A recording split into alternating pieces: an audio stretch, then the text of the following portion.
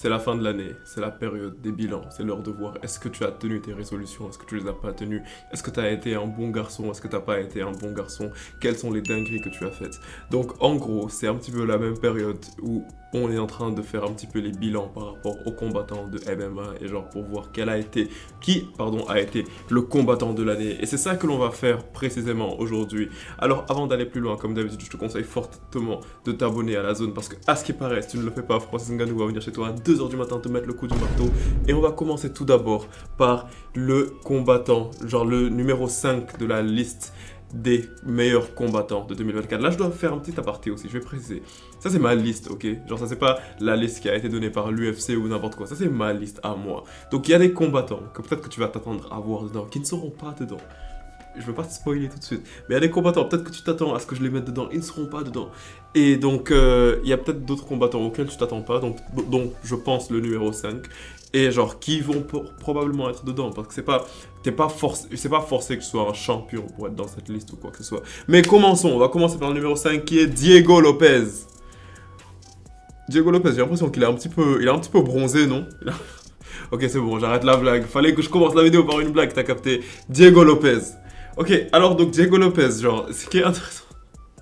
Ok, c'est bon, j'arrête la blague. Mais genre, littéralement, la coupe de cheveux de Diego Lopez, j'ai l'impression qu'elle va à tout le monde. Holloway. Donc, numéro 5, Diego Lopez. Alors, Diego Lopez, ce qui est intéressant à voir, c'est qu'il a rejoint l'UFC juste en 2023, tu vois. Donc, c'était littéralement l'année dernière. Et depuis lors, j'ai l'impression qu'il est sur un run vraiment très intéressant. Si tu regardes cette année-ci, parce qu'on va se concentrer vraiment sur cette année-ci. À l'UFC, il a eu 2 décisions. Il a gagné 2 combats par décision unanime et on a gagné un par KO.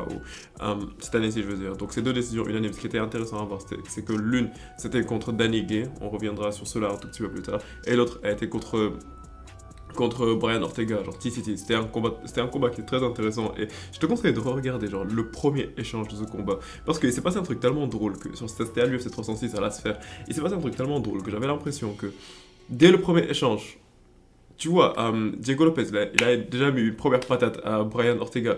Je suis quasiment sûr à 100%. Et là, tu peux checker genre, le combat genre, pour me dire ce que tu en penses. Je suis quasiment sûr que la première patate que Diego Lopez elle avait mis à Brian Ortega, ça l'avait mis KO. Mais j'ai l'impression que la deuxième patate que Diego Lopez a mis genre, pour suivre à ça, ça a réveillé Brian Ortega. C'est un constat très bizarre, je sais. Mais je suis sûr que Diego Lopez, il aurait pu terminer ce combat-là en un coup, genre. Juste que t'étais pas assez focus, mon gars. Après, genre, à part ça, genre, la raison pour laquelle j'ai précisé, genre, que Diego Lopez, il a rejoint l'UFC en 2023, c'est que c'était un truc qui était très intéressant. Parce que tu pouvais voir que Diego Lopez, il a été amené à l'UFC pour combattre en short notice contre le combattant qui est toujours invaincu en la personne de Movsar Evloev. Et ça, c'était juste ce à quoi personne ne s'attendait en fait. Genre, Movsar Evloev, il roulait sur tout le monde à l'époque et tout. Et lorsque Diego Lopez est venu et il a fait un combat en super short notice, si je me souviens, c'était quelques jours de notice maximum. Je pense que c'était moins d'une semaine de notice. Et genre, un Diego Lopez, un combattant que personne ne connaissait ni rien, il est venu automatiquement et il a offert à Movsar Evloev son combat le plus difficile à l'époque. Au point qu'il y a plein de gens qui pensaient que Diego Lopez avait battu Movsar Evloev. Et donc ça, ça a vraiment fait en sorte que Diego Lopez, tout le monde a directement capté genre que c'était un combattant qui était super dangereux, tu vois. Et donc, ouais, Diego Lopez, j'ai l'impression qu'on parle pas assez de lui, genre surtout sur cette chaîne. J'ai l'impression que c'est la première fois que je parle de Diego Lopez sur cette chaîne, mais c'est un combattant que je suis vraiment beaucoup. J'aurais peut-être parlé un petit peu plus de lui. Et également, genre, lors de l'UFC, bon, j'ai oublié le numéro. Oui, exactement, je me souviens du numéro, qu'est-ce que je raconte? C'est mon travail. Donc, lors de l'UFC 303, il y a Diego Lopez qui avait affronté Dan Ige. Et là, je te précise, Diego Lopez était censé affronter Brian Ortega. Mais le jour même du combat, ils ont décidé de faire un changement, genre parce que Brian Ortega ne pouvait pas se battre, il était malade. Ils ont ramené un Danny Gay, genre à un jour, genre moins d'un jour même, je dirais, de notice. Donc, je sais que la majeure partie des fleurs, elles retombent sur Danny Gay par rapport au fait qu'il a accepté un combat aussi compliqué, genre à une période aussi courte. Mais on ne peut pas s'empêcher de se rappeler aussi, genre que Diego Lopez aussi, c'est un super BMF, genre c'est un super badass, genre pour accepter genre un changement d'adversaire à moins d'un jour. Parce que je te précise bien que Diego Lopez il se préparait à l'époque pour affronter Brian Ortega. Brian Ortega qui est un monstre de Jiu-Jitsu, donc il a dû s'entraîner vraiment beaucoup au sol pour affronter un Danny Gay. Danny Gay, genre qui a un style de boxeur en gros.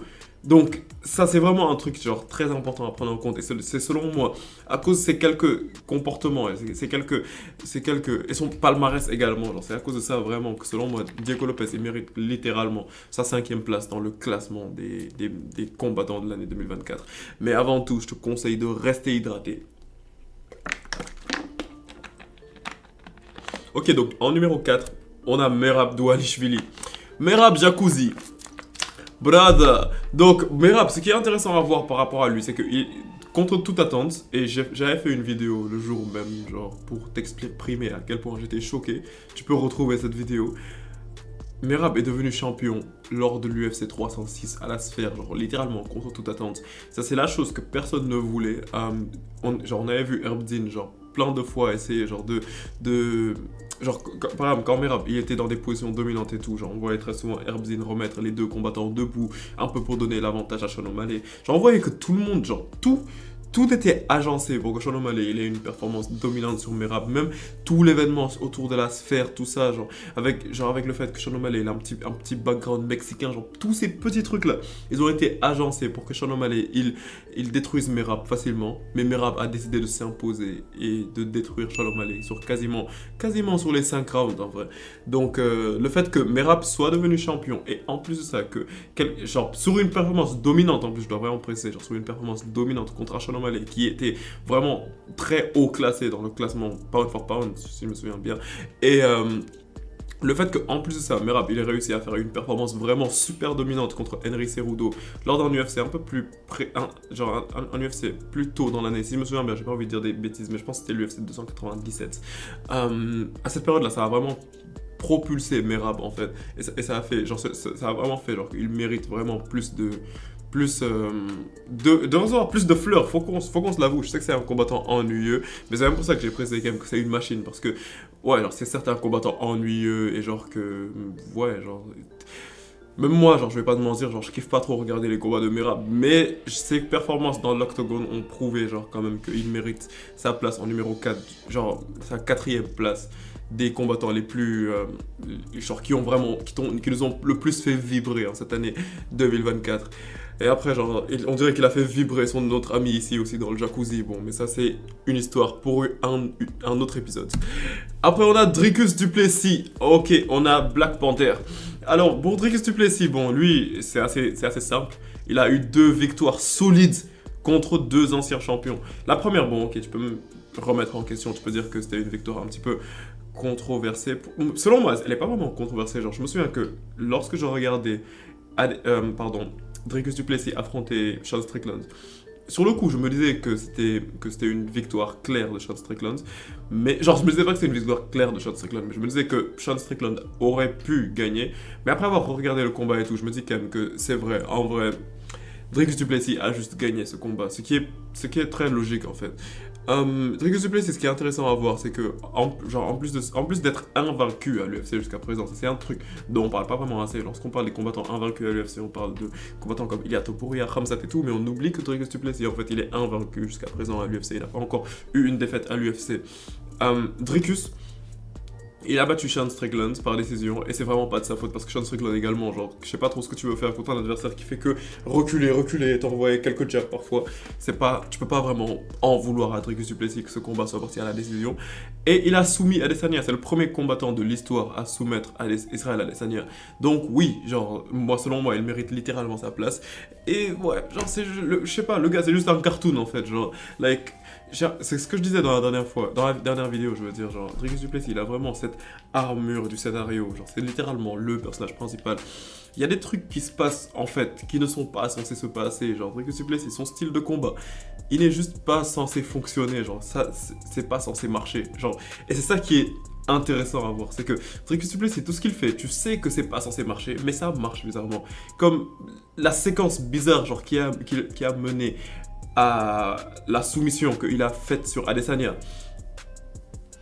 Il n'y a pas de logique dedans, en fait, je suis désolé, genre c'est juste, on dirait un gars qui est bourré, qui court derrière toi et qui te frappe, et après il le fait tomber, il le soumet, genre, je te dis, il n'y a pas de sens dans ça, mais ça marche, donc j'imagine que ça fonctionne et que c'est bien, donc. Après Dricus du Plessis, on a en numéro 2, Alex Poatan Pereira, que j'imagine qu'il y a plein de gens qui sont peut-être étonnés en mode ouais, pourquoi Pereira n'est pas numéro un. Et c'est ça que je vais t'expliquer en fait là maintenant. Parce que Pereira, il a été désigné par l'UFC comme le combattant de l'année.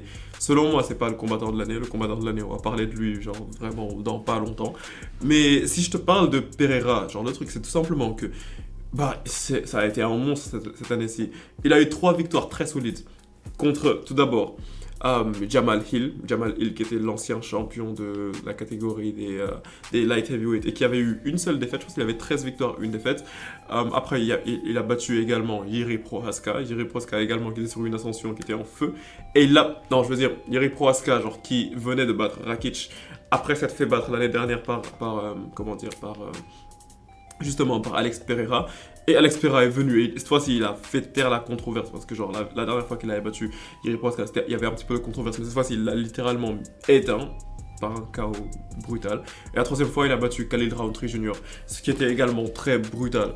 Maintenant, en fait, le truc, c'est tout simplement genre que bon, je vais essayer de pas te spoiler le numéro 1 tout de suite, mais le problème un petit peu avec Alex Pereira, et genre, avant de parler du problème, je vais te raconter un autre truc genre qui fait que Alex Pereira, genre c'est pour ça genre que il y a plein de gens qui disent que c'est le combattant de l'année. C'est parce qu'il y a beaucoup de fois où il a sauvé genre la carte, genre l'UFC. Il y a vraiment beaucoup de fois où Pereira il a sauvé l'UFC, genre comme lors de l'UFC 300, ils n'avaient pas de main event, ils ont appelé Pereira était en mode Shama, après il est parti, il a affronté Jamal Hill et il a mis un KO. Une autre fois également, genre lors de l'UFC 303, lorsque Conor McGregor il a pull out, je vais pas dire comme d'habitude, mais lorsque Conor McGregor il a pull out, ils ont encore appelé justement Alex Pereira. Pereira était en mode Shama, après il est parti, il a mis KO Jiri Prochazka. Pereira, c'est littéralement que ça, genre il part, il sauve l'UFC et il met des KO, il crée des moments iconiques et tout. C'est ça qui est vraiment bien, et c'est ça qui fait que Pereira, genre on peut se dire genre, que c'est le combattant de l'année.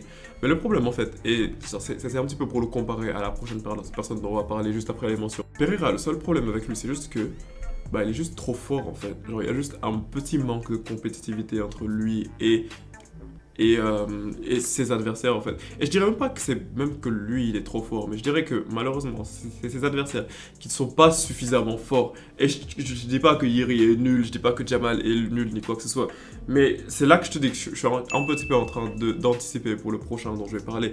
Mais c'est tout simplement que si tu regardes dans le top 10 de l'histoire de la catégorie des light heavyweight, moi ça m'étonnerait que tu mettes un Khalil Rountree Jr., ça m'étonnerait que tu mettes un Jiri, ça m'étonnerait que tu mettes un Jamal Hill, peut-être dans le top 20 ou un truc comme ça, mais pas dans le top 10, pas dans le top 5.